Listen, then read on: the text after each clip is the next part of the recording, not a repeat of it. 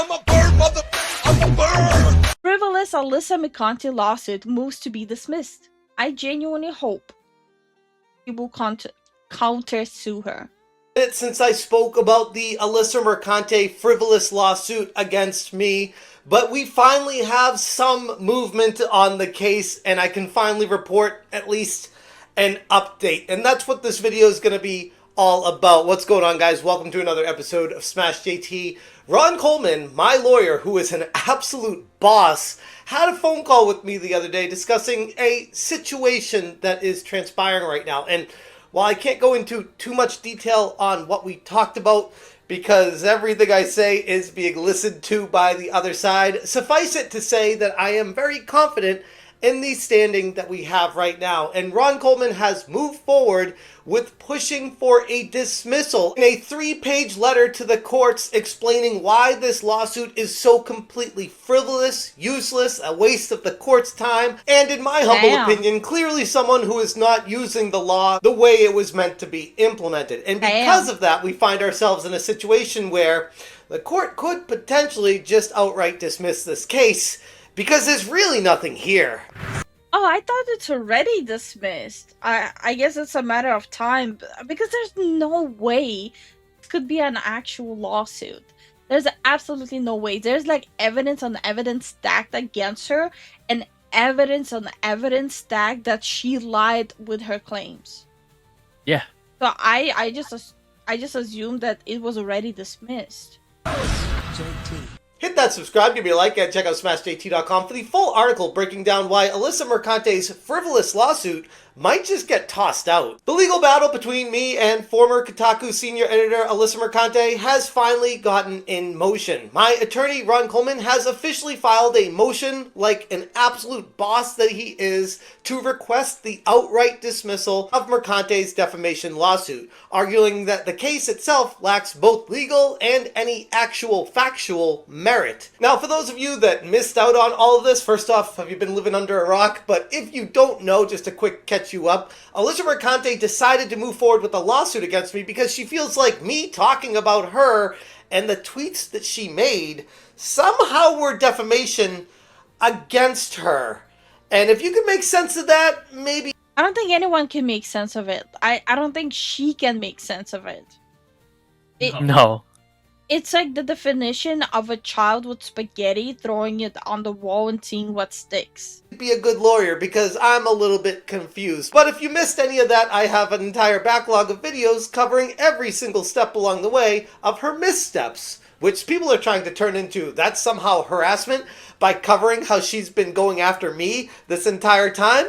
I mean, I guess if you want to simp for someone, go ahead, but it doesn't make much sense. The lawsuit immediately gained quite a bit of traction in the gaming community due to the aggressive and, some could argue, illegal nature of her claims. In response, I launched a crowdfunding campaign. Well, from my perspective, I would say it also garnered a lot of traction because of everything that's happening in gaming, and because people... they're drawn to drama, and they're drawn to watching drama where a person is crashing out. And this is exactly what she's doing. She is crashing out while using actual legal stuff. That has now garnered well over $60,000, surpassing my initial goal of $25,000 needed to have a retainer fee for Ron Coleman. And the outpouring of support from everyone showed me the tremendous amount of skepticism that many people had against what Alyssa Mercante was trying to do with all of this. And as the case began to progress and time passed, Mercante began deleting a significant number of her past tweets, which I covered in a previous video, and was noted by analytics on Social Blade. While the deletions raised concerns that she was attempting to remove evidence that could undermine her case, it added to the controversy that Mercante... Like, look, she was like point out blank herself posting. No one forced her to post these. She's the one who posted these, and later on, when people used it against her, the stuff she said, she started deleting them and saying that they are lying about her. How did you get into the gaming industry? I sucked. That thing. to remove I'm just gonna go back to work, because at least then when I get a lot, I'll get paid well for it. Bro. She's literally saying it right here. Evidence that could undermine her case, it added to the controversy that Mercante is making conflicting statements about her departure from Kotaku, publicly claiming that she voluntarily left before any kind of widespread layoffs, but in her lawsuit later revealing that she was let go and had to have her contract bought out, contradicting her earlier Is there a single thing that she doesn't lie about? It looks like she's lying about everything. statements and damaging her credibility, and even in that same lawsuit that she levied against me, conflicted what she says at the beginning of it, saying, oh, I actually got bought out, but this is the reason why I left, was because Smash JT was making these situations happen, and that's why I left Kotaku. She couldn't pick a lane, and because of that contradicts herself in her own lawsuit. Ron Coleman said, Dear Judge Brody, we represent defendant Jeff Tarzia in the reference matter and submit this correspondence pursuant to your pre-motion letter requirement. Defendant seeks to file a motion to dismiss the complaint pursuant, and then all this stuff going into specific days and all that, and then says we briefly outline our anticipated submission below. 1. Lack of personal jurisdiction. The complaint acknowledges that the defendant, Mr. Tarzia, is a resident of California. There are no allegations, nor could there be, that he conducts business in the state. Plaintiff's jurisdictional allegations amount essentially to an allegation that Mr. Tarzia has directed his conduct towards plaintiff, a New York resident, which has resulted in the generation by him of revenue. Courts routinely recognize that, quote-unquote, placing allegedly defamatory content. Was that about when she went to the bar, like the arcade bar, where he literally posted several times that he goes there a lot? Like, he literally provided pictures that he posted over the years, how he goes there on a regular basis. She visited the state he is in across the country and then complain about him stalking her when she went to the place he goes to all the time. That's crazy, bro. I'm sorry, this just sounds like one of those thriller movies of like the codes from inside the house. On the internet and making it accessible to the public does not constitute the transaction of business in New York, even when it is likely that the material will be read by New Yorkers, and he sources a case that had already confirmed that. Here the complaint's jurisdiction allegations track, providing for personal jurisdiction over the non-domiciliary who commits a tortious act without the state causing injury to a person and property within the state, except as to a cause of action for defamation of character arising from the act, expects or should reasonably expect the act to have consequences in the state, and derives substantial revenue from interstate or international commerce. So Ron here is making the point of Smash JT is making commentary on situations revolving around everyone in the industry. It's not specific to Alyssa Mercante as much as clearly she wants it to be.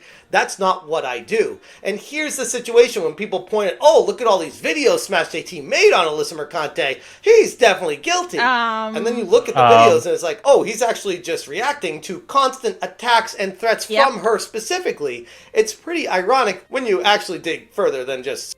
I've seen this quite a few times where these people are trying to claim that Smash is obsessed with her, but in reality, it's him constantly having to clear the air how she's stalking him. Surface level. But then again, that requires a little bit more intellect than the average NPC on Twitter. In fact, many legal precedents have come before to support this very argument, as courts have ruled that merely posting content online, regardless of someone's accessibility in New York, does not establish grounds for a case if the defendant has no direct business ties to the state, which I don't. This in itself could be the fatal flaw in Mercante's case from the jump, and it's the first thing that I was talking about as well when this all came up. I'm like, you trying to sue someone on the internet for mean words being said? You're gonna have a bad time. Beyond jurisdictional issues, Coleman asserts that Mercante's complaint fundamentally fails to state any actual valid claim for defamation. We chatted on the phone for a bit about this thing in particular. The lawsuit is nothing more than an attempt at being intertwined with some sort of politically charged culture war topic and relies heavily on political rhetoric, much of which is created and pushed forward by Alyssa herself, where in reality, it lacks any kind of factual grounding needed to make a... So, to me, she always came off as a rage baiter who intentionally picks something that's not popular with people just to like milk that tension. When we found out about Smash GT channel and we went down the whole rabbit hole of how she contacted his wife, contacted his previous workplace, how she keeps on talking about him all the time. It's coming off like a stalker movie.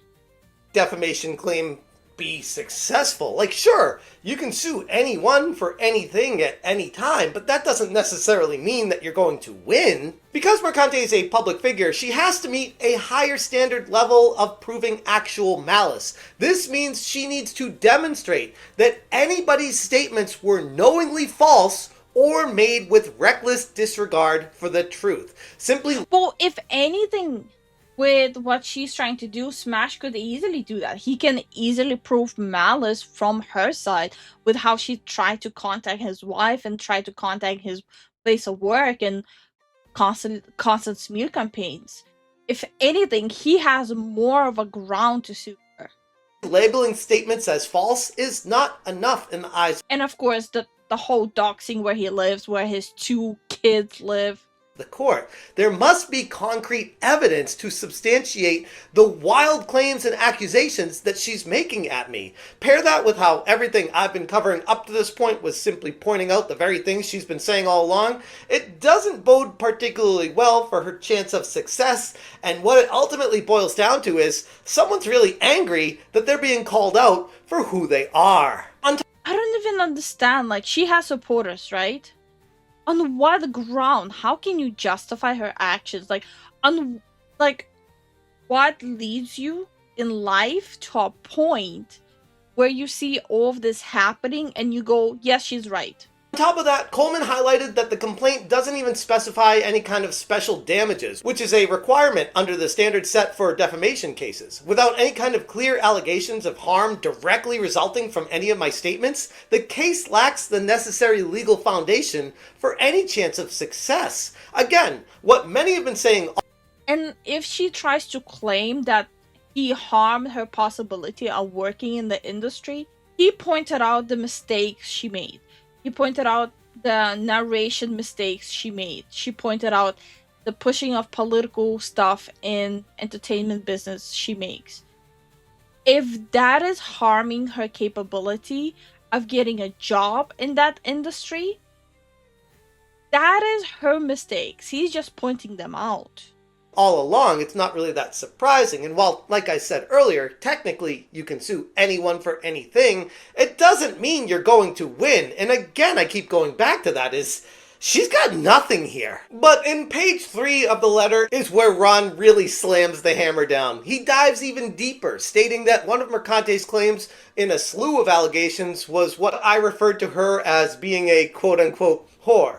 However, Coleman counters this by citing multiple public statements by Mercante herself, where she openly discussed working in industries that involved suggestive actions for money. He specifically states, in A happy International Day. I used to be a girl.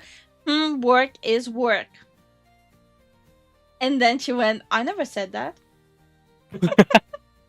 In any event, plaintiff's own online content establishes that, as a matter of law, she cannot establish either that the characterization of her as a whore, that is, a woman who has multiple sexual partners or is sexually promiscuous, was either No.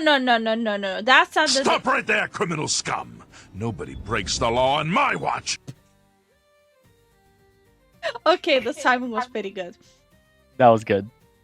damaging to her reputation, or even false, as shown in the screenshot to the right as just one exemplary post by her on X. And that's a post stating, I used to write a sex blog. I was in a Boston bar looking for content, talking to an Olympic swimmer. A Shakira song was playing and her music video was on the TVs in the bar. Unprompted, he went, "She's kind of fat." So I decided to sleep with him because I knew it would be bad.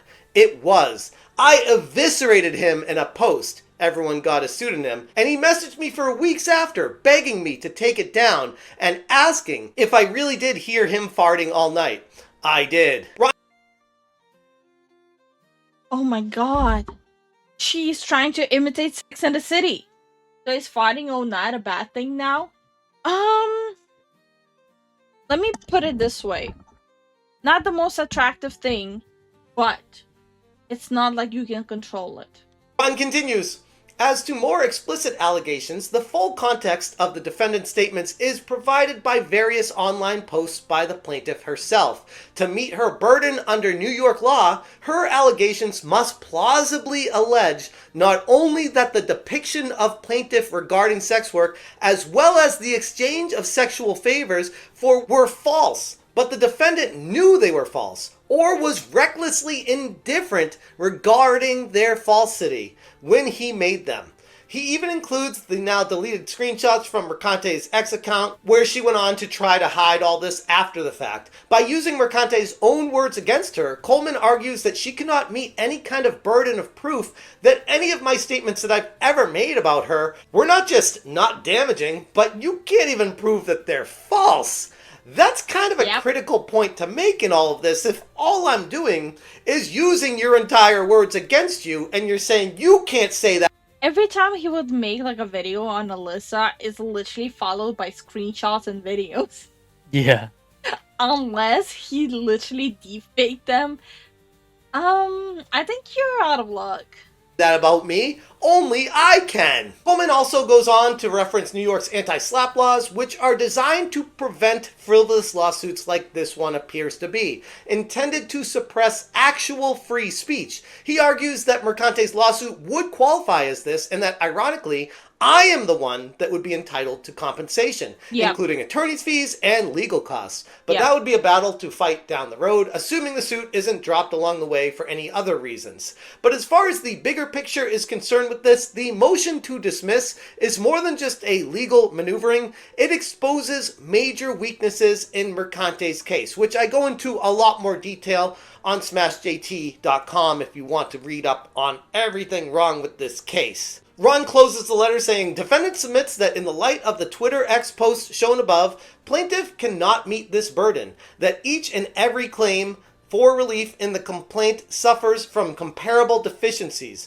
that plaintiffs do not have a plausible path to amending the complaint, and that New York's anti-SLAPP law entitles defendant to relief including attorney's fees and costs, and references an anti-SLAPP case, and then signs it respectfully submitted, Ron D. Coleman. And while no case out there is a complete open door slam shut case of guarantee. Is New York one of those states where they outlawed SLAPP lawsuits? So New York, the SLAPP lawsuits are not outright illegal in New York yet. But anti-SLAPP law was strengthened in 2020. Okay. Wait, which states is it illegal now, though? Which states? SLAPP lawsuits aren't outright outlawed in any state. Okay, wait, I thought they already were. As of now, 34 states in Washington, D.C. and strong anti-SLAPP law, including California, New York, Texas, Washington, Florida, Illinois, Oregon, Nevada, Massachusetts. Some states have weaker or no anti-SLAPP protection, including West Virginia, Kentucky, and Alabama. Okay, interesting. You see, I thought they finally made the SLAPP suits illegal. Interesting. It just, if you guys watched the news when the whole debacle with the mining company went down, and whenever you would talk about them, the dude who owned it, he would slap everyone with a SLAPP suit. After that whole situation, they started looking into SLAPP suits because he would sue people into bankruptcy to make them not talk about what he's doing. Guaranteed you're going to win your anti-SLAPP suit What this looks like is the beginning of at least getting the case tossed out. And if this gets sent back to the courts and the courts present this to Alyssa's lawyers and Alyssa's lawyers are like, ah crap, they're right. We need to amend our lawsuit and actually find something that he did because what we submitted the first time isn't the greatest look, and also is going to delay any kind of proceeding down the road, assuming it even gets to that point in the first place. So again, I look at the situation as it's not a great idea to continue pursuing a lawsuit against me, in my humble opinion, as this is the quintessential prototypical definition of what anti-SLAPP laws were created for in the first place, but don't let the facts get in the way of a good lawsuit. If Alyssa continues down this road, I don't foresee it being a good path for her to go, but maybe I'm just being a little bit biased. I would recommend dropping the suit, taking the L, and moving on with your life, because this is embarrassing. Anyways, I'm going to leave it there. Again, if you guys want more information...